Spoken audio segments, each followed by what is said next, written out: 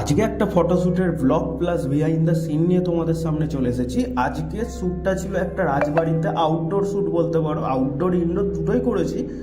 লুকটা খুব দারুণ হয়েছিল, সেই জন্য দু রকমই শ্যুট নিয়েছি। তো রাজবাড়িটা হচ্ছে পান্ডুয়াতে, রাজবাড়ির নামটা আমি শিওর জানি না। তো চলো রাজবাড়িটা ভেতর থেকে তোমাদের ঘুরিয়ে দেখাই। আর আজকের যে মেকআপ আর্টিস্ট ছিল, মেকআপ আর্টিস্ট দিদি ছিল, তার নাম হচ্ছে পাপিয়া।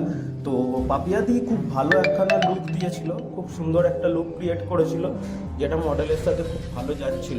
আর প্রত্যেকবারের মতো আমাকে যে ভিডিও করতে হেল্প করে সে হচ্ছে দেবলীনা, তার জন্য অনেক থ্যাঙ্কস। তো এটা হচ্ছে রাজবাড়ির লুক। রাজবাড়ির লুকটা পুরোপুরি আমি একটু দেখানোর চেষ্টা করছি। রাজবাড়িটা কিন্তু খুব ভালো।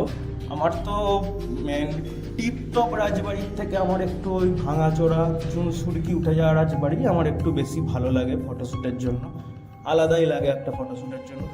রাজবাড়িটার ওপরে আস্তে আস্তে সিঁড়ি দিয়ে আমি উঠে গেলাম।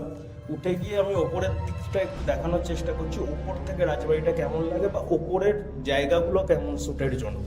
তোমরাও কিন্তু আসতে পারো এই রাজবাড়িতে, খুব ভালো আউটপুট তোমরা পাবে। কিন্তু ওপরের দিকটা একটু রিস্ক, কারণ ওপরের দিকে অনেক জায়গা ভেঙে গেছে, যেগুলো কাঠের তক্তা দিয়ে রিপেয়ার করা রয়েছে। তো এই জায়গাটা আমার খুব সুন্দর লাগে শ্যুটের জন্য। এইসব জায়গাগুলোতে শ্যুট করব, তোমাদের দেখাবো। তারপর দেখি না, রাজবাড়িটা পুরো ফাঁকা নয়, এখানে একজন বৃদ্ধ কিন্তু বসবাস করে। দুজন মানুষ এই রাজবাড়িতে আপাতত এখনো থাকে। ভেতরের ঘরের ভেতরটায় ঢুকে একটুখানি জাস্ট ভিডিও করে আমি বেরিয়ে চলে আসি। তারপরে দেখতে পারি আর একখানা ছোট ঘর, জানি না এই ঘরের ভেতর কি আছে। তারপর ঘরের ভেতর ঢুকে দেখি কিছু আবর্জনা, নোংরা আসবাবপত্র পড়ে রয়েছে। তো যাই হোক, এখান থেকে বেরিয়ে চলে এলাম।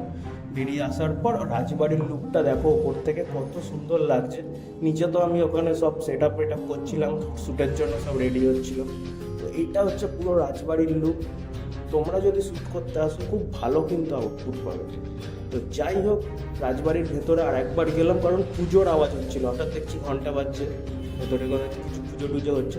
যাই হোক, তারপর আবার বেরিয়ে চলে আসি। এই জায়গাটাই কিন্তু অনেকটা ভেঙে গেছে। তো যাই হোক, আমি সিঁড়ি থেকে নেমে চলে এলাম নিচে আসার পর এখান থেকে আমাদের একটু শ্যুটগুলো চালু হবে এবার।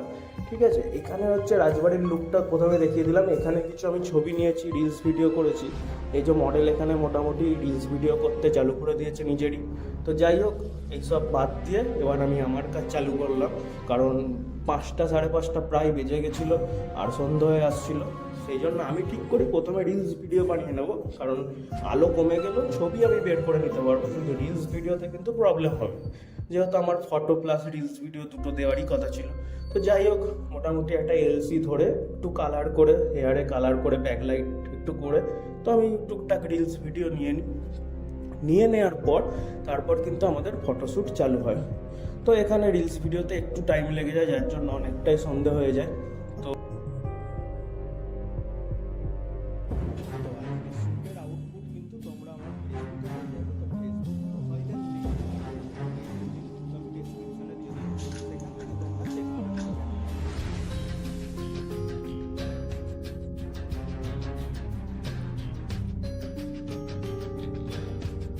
তারপর আমরা ফটোশ্যুটের জন্য চলে যাই ওপরে।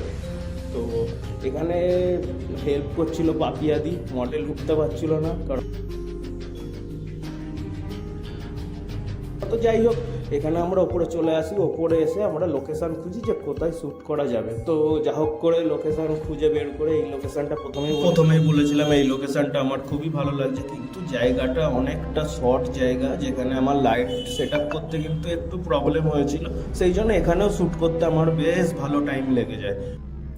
তো এবার লাইট সেট আপ কী করেছিলাম সেটাও একটু বলে রাখি। আমি কিন্তু নর্মাল একখানা অক্টা লাগিয়েছিলাম, আর ব্যাক সাইড থেকে একটা হোয়াইট কালারেরই একটা লাইট দিয়েছিলাম হেয়ারে, জাস্ট ওইটাই। কিন্তু আমি বেশি কিছু লাইট সেট আপ করিনি এই কারণেই, এই রাজবাড়ির মতো জায়গায় কিন্তু শ্যুটগুলো এমনি বেরোয়, নর্মাল ছবি খুব ভালো লাগে।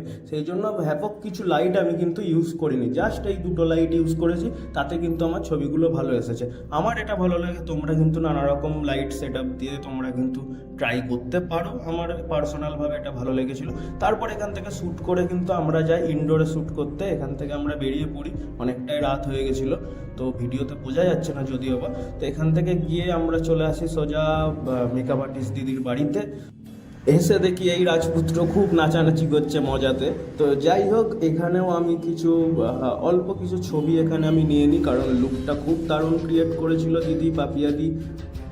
তো ইনডোরেও ভালো কিছু ছবি আমি ক্লিক করে নিই, ইনডোরেও খুব ছবিগুলো ভালো আসে, সেগুলোর আউটপুটও তোমাদের দেখাবো। তারপর আমার শ্যুট কমপ্লিট হয়ে যায়, তারপর চলে যাই সোজা বাড়ির দিকে রওনা দিয়ে দিই।